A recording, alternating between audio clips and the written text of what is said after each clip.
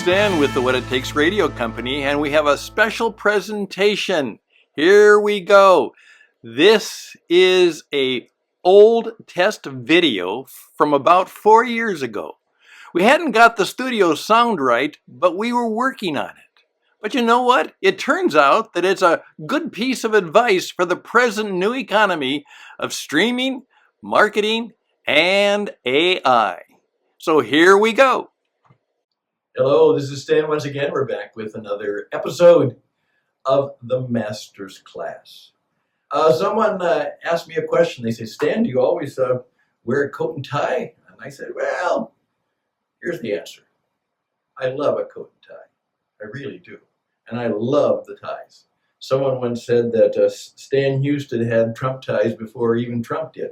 And I think that's probably true, though I think we're probably together on that. I love the bright, bold, plain ties. Trump being the entrepreneur, he found ways to make a lot of money doing it. And of course, I just was the person who actually bought ties like that. So that shows how smart I am.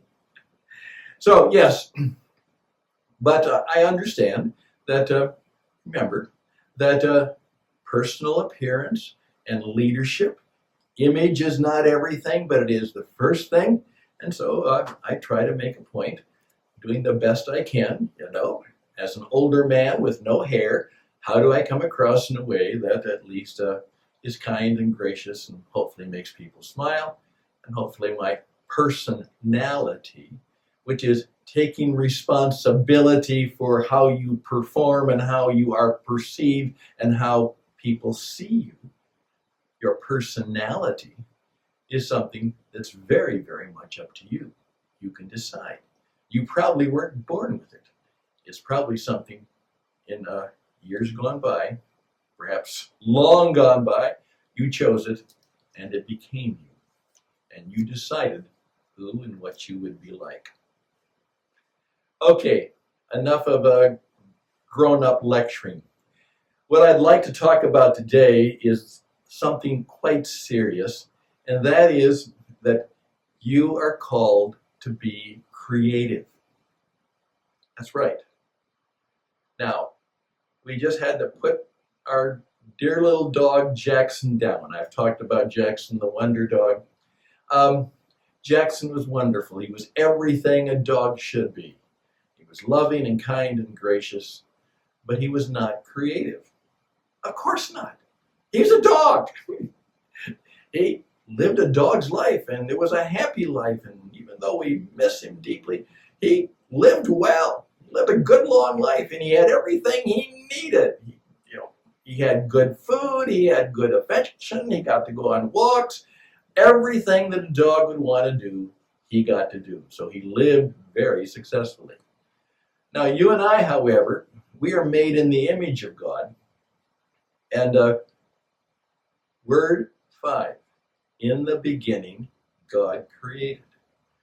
We take that very seriously. That's why we call this the Creator Enterprise Project. The Creator Enterprise Project. You have a project in life. What is it? It's to perhaps build an enterprise. What's your Starship Enterprise?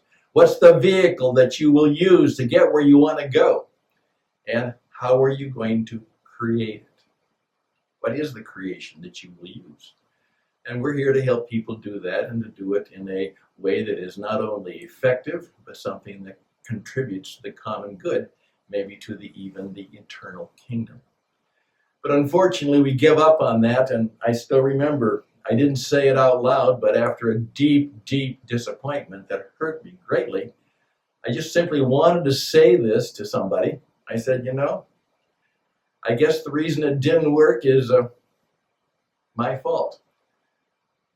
I overestimated your creativity, your courage, your commitment, and your loyalty. I overestimated that. I thought you had more, but I guess you didn't. So I guess that's my fault. I made a bad choice. Now, we've all done that. And perhaps you were the one who was responsible for doing that. Maybe I've disappointed someone. Maybe somebody would say the same thing about me. I'm sorry, Stan, but I overestimated your creativity and your courage and your commitment and your loyalty. All of those are vital qualities, and maybe I didn't live up to them. All of us are broken, and some of us hopefully become strong in the broken places. One of the books that I'm having some fun with is this one by a gentleman named Hugh MacLeod, and it's an easy read because it's mostly cartoons, and it says, "Ignore everybody and 39 other keys to creativity." Ignore everybody.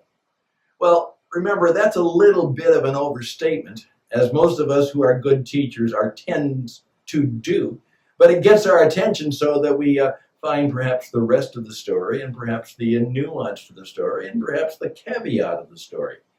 But for instance, his entire book is full of little aphorisms like that, and one he says is, "Don't try to stand out from the crowd. Avoid crowds altogether." Don't be one of the crowd. Don't try and stand out in the crowd. Have nothing to do with the crowd. Be different. And the book goes on, and we're going to perhaps share some of his stuff, because what we are asking God to do is not just to make us managers of business, but to be makers, creators of new things, new ideas, new innovations, new realities, new ways of living, new ways of doing business. God said, all of my other creations fully do what they do, like Jackson. They do what they were made for. But I made you to be a maker.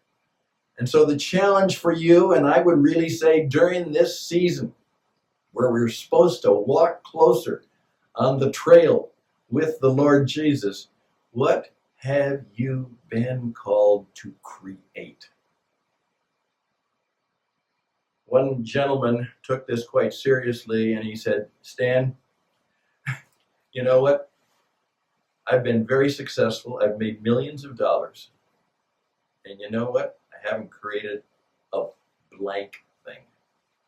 I just did what I was told to do, and I did it well. I created nothing. I managed, I messaged, I motivated, but I didn't create anything." And so his point to me was, "Stan, you talk about an encore. In my encore, I'd like to be a creator. I'd like to be a maker. I'd like to do something different. Can you help me?" I can. Bye for now.